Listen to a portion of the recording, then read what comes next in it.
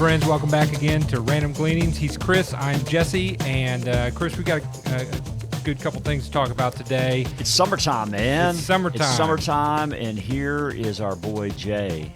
Yeah. You found this post of Jay at the Grateful Dead concert, and reminded me of something we've said a lot: higher for longer.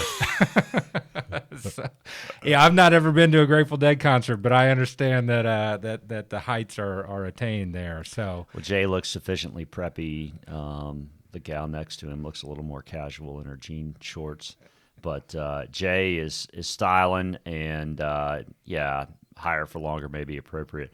All right, so pretty good ending of the week. Some little green shoots here and there, which are nice. We finally see the S&P getting above a long-term, last 24 months. I mean, really gone nowhere.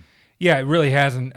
You can see that the horizontal line there that we've seen those green shoots peak up above was the February high, and then there was a high back in May of last year.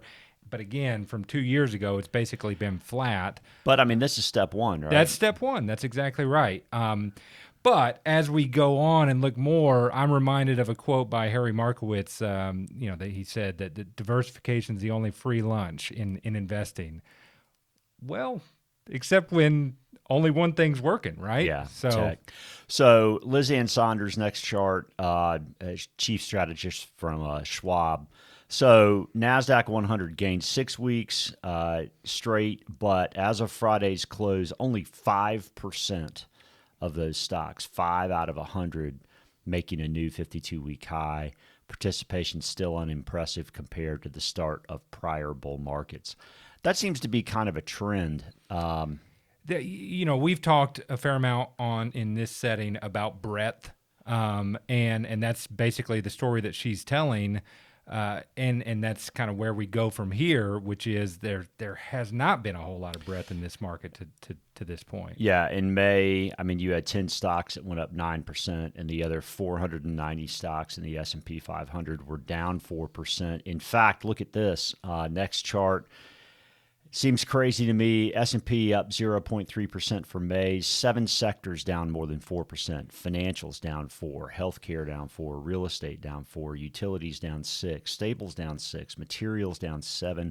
Energy down 10%. That does not sound very bull market-ish if you're looking for broad participation. I was going to say that, to me, that's what's so telling or informative about what Liz Ann said, is that, hey, it kind of like where we started. Hey, this is good, right? We're above this level, but it's not indicative of what we've seen in the past of, hey, here's the surge that we're looking for to push us up to into a strong new bull market. Yeah. Willie kind of tells the same story. And Willie encapsulates it pretty well. I mean, what Willie's saying here in this chart is, either you've got to be at a complete washout where no sectors are above their 200-day moving average, or you really need to be at 9 plus. I mean, there are 11 sectors in the S&P. The rubber band has stretched, and hey, there's going to be something now that comes off this bottom, or hey, everybody's moving in the same direction, right, basically. So, 4 sectors that are above their 200-day moving average is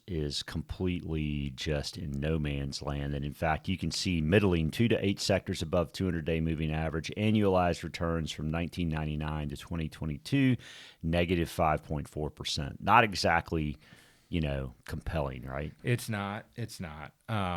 He further discusses the idea that, again, there's been a fair amount of headlines about what the indexes on the whole have done. And so he at least cues us up with it goes against the current narrative, but, there's still more new lows than there are new highs in this market right now. Yep. 13 weeks in a row. Yeah. This chart you found I thought was really, really cool. This is the month of May over on the left, month on month. And then year on year means year over year, 1 year returns. So cash, big U.S. stocks, and international developed basically is the only thing that made money in the month of May. And on a 1 year basis, that's the only thing that's made money. Really it too, yeah. Everything else has lost money. Everything. I think, again, the difficulty is some things have been working. We talked about AI last week or a couple weeks ago, and that has got a lot of excitement. And so some of the names have participated in that, but really on the whole, very little has moved forward in the last year. Right. So. All right, so essentially what we have is the first step in breaking out, which is good. Yeah. We need to break out, but we need participation. We need broad-based participation. That's when you feel good about the fact that you've got a new bull market. It's not when only like less than a handful. I mean, Liz Ann Saunders said 5 out of 100 stocks. 5% ain't going to get it done. It's not, right. And sector participation looking the way it is not going to get it done. So we'll keep an eye on it, right? That's right. That's right. All right, friends, thanks as always for watching. We're grateful to you. Please do click subscribe, hit the bell. Feel free to share this with a friend. We'll see you soon.